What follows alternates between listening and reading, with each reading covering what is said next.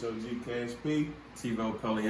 You are now tuned in to Boss Talk TV. Rest in peace, H.0.G. H.0.G Kash P. K4L. Clientele for life. Rest in peace, H.0.G. Big things, sipping drink, swagger lanes. I never change. My niggas go. What's up, everybody? It's your girl Albany with another episode of Boss Talk TV. I know y'all probably been like, Albany, where you been? Where you been at? I've been busy, but I'm back now, and I got two special guests with me today. Introduce yourself. H.0.G. H.0.G Kash P. And they in the building with us today. How y'all doing today? Y'all doing good? Good. How you doing? You're doing good. Thank y'all so much for taking the time out today to be on my show. I really appreciate it because I really needed to get back to it. So we got H.0.G and Kash P. So when did y'all start making music? Man, I probably started making music when I was probably like 11 years old.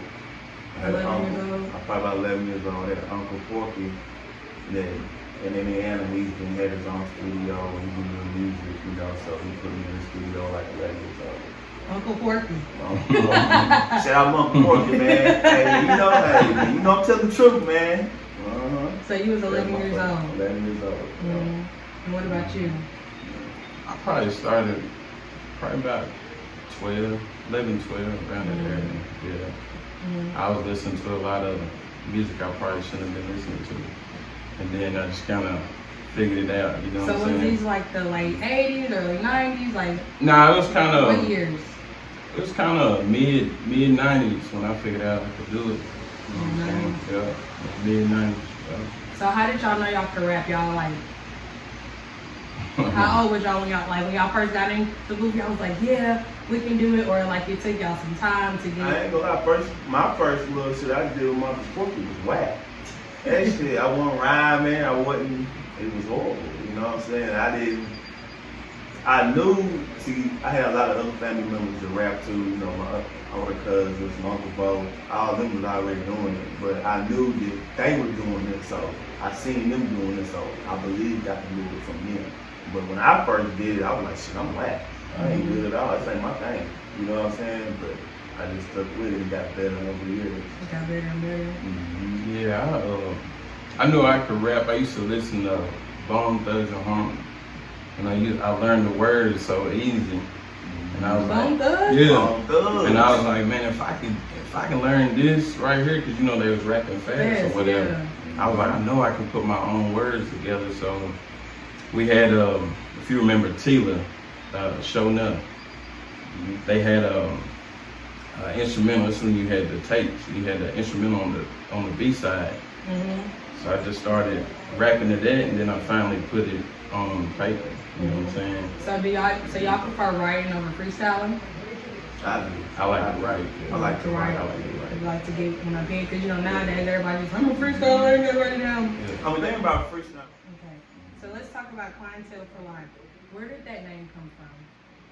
From the rap group that I was in, you know, my family, my Uncle P, my cousin H.0.G, they started that, you know, Clientele is something that's been around since the 90s, you know, before I was even knew what to do with, you know, they've been putting that, you know, I'm just adding on to what they started, you know, so my cousins, it's a rap group, man, my Uncle P, Porky, my cousin H.0.G, my cousin Chance, my cousin J.G. is locked up right now, my cousin Chance is in Texas, shout out my nigga Chance, my cousin Lo in Annapolis, my cousin Chris in Annapolis. It's Clientele.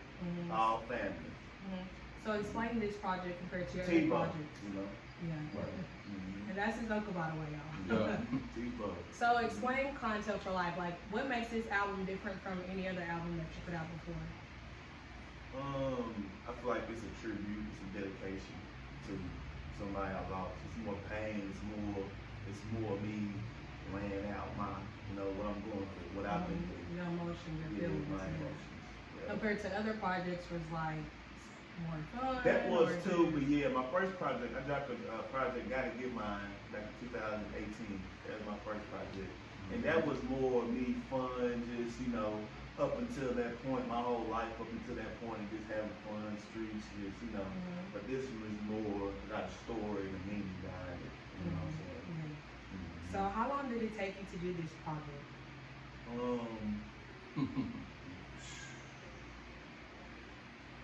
I don't know because It didn't take long to write it. I had one song from the project already done. The Stayed Down song, I already had that song in the vault.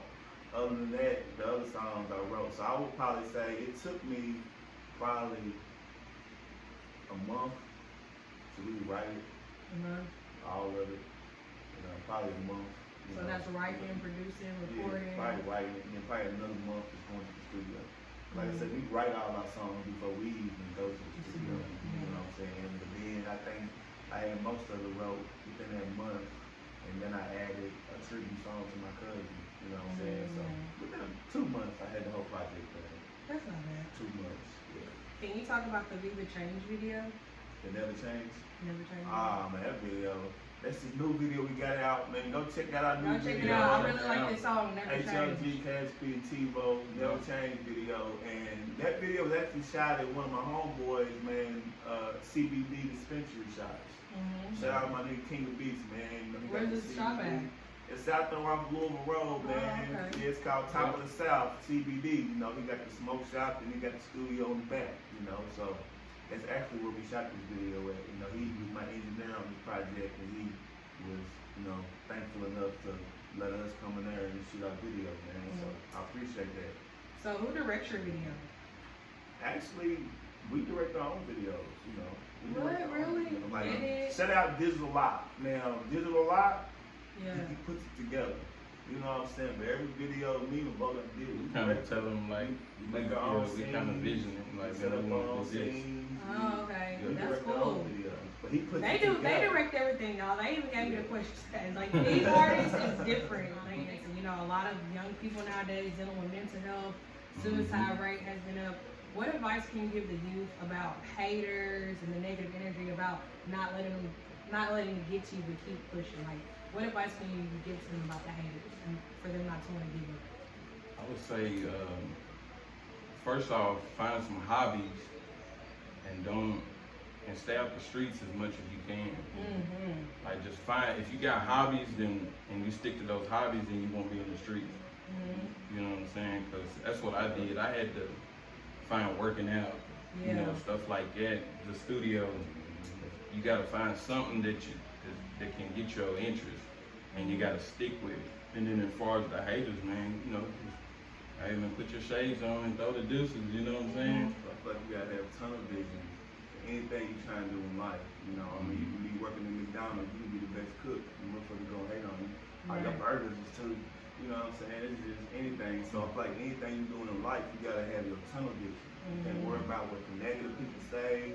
You just gotta keep moving. And with social media, you get caught up in what the social media and what everybody say. You can't think about that. It's not real. It's not real. Right. Do A lot of people don't stay understand. focused on you and keep focusing and worried about what you're trying to do. You know what I'm saying? Anything you do, you're gonna get good and positive reaction. So like I say, like you said earlier, rock with people that is on what you want, trying to support you. You know what I'm saying? There's a lot of people that act like they support you, but they really ain't. Right. So if you got a lot of They just people want the around clout, you, or they want the clout. So you got people around you ain't helping you move, ain't helping you push. Maybe you cut them off.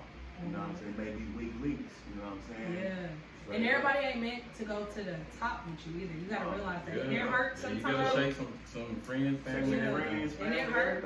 Sometimes that's what you gotta It's do. real talk. So how do y'all decipher the constructive criticism and the hate? Like, how do y'all can tell, like, oh, this person just hating, or this person really giving me good advice? See, with me, I'm such a real person. Bo will tell you.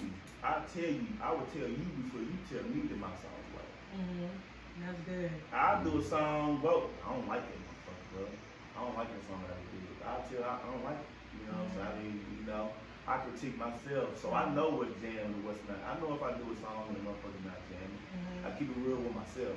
A lot of people can't. Everything they drop is hard. Everything they drop is jamming. Everything you drop is not jamming, my nigga. Exactly. If you got niggas around you, every time you drop something, that's hard. That's jam. You may need to cut them niggas out. You know what I'm saying? That's not good to But have everything you against drop them. is not jamming, my nigga. Trust me, my nigga. Straight up. So I just tell everything people, I like, drop it's is not what I jamming. will listen to, but Yeah. somebody might Somebody listen else to. might like it. Yeah, like everything I drop is not jamming. I'll be the first to tell you.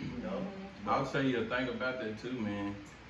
you can have a song like on your album, and you might like it. That might be the one you like. Man, this one right here. But the world don't see it. The Yeah, they world, like another the one. world likes number 11, Yeah. and you like that's the weakest. You know, like, I guess the weakest song, but that's just how it goes. And the songs you don't like you said, the Yeah. world will love. Yeah. So it's like That's how it is with me. Like the stuff I don't like, I be like, oh, it's so lame. Or some days I just be going out crazy, and everybody like, oh, you're so pretty. I'm like, I look like a, but whatever. And the days I actually try it out, I don't get no compliments. I'm like, yo, this is a crazy world. Like the world is crazy right now. It is crazy. But Drake said that though about women. What was that song he had? Sweatpants and your hair tied with no makeup on. Yeah, like, that's when you the prettiest. yeah. So, For real. yeah. Okay, so what is y'all social media for y'all fans, and where can they find your music? my social media, H.0.G, Kash P, all across the board, Instagram, Snapchat, TikTok, on Facebook, I'm D'Angelo Kurt, it's my real name. And then you can find my music on Apple Music, Spotify, all the platforms, type in H.0.G Kash P, type in that K4L album, find it. Yeah. Facebook, Tavy Kurt. Instagram, Kid Dynamite 148. And then Tivo Corleone on all the streaming platforms. Okay, y'all. Y'all know where to find me. Albany Williams, Boss Talk 92 on Instagram, Kush Goddess on Instagram, Snapchat, Boss Talk 92. But right now, we're about to play this little game called This or That. So, which one do y'all prefer, Jay-Z or Nas? Man, I'm gonna go with Jay. Yeah, I go with Jay-Z. Jay-Z. Okay, Nicki Minaj or Lil Kim?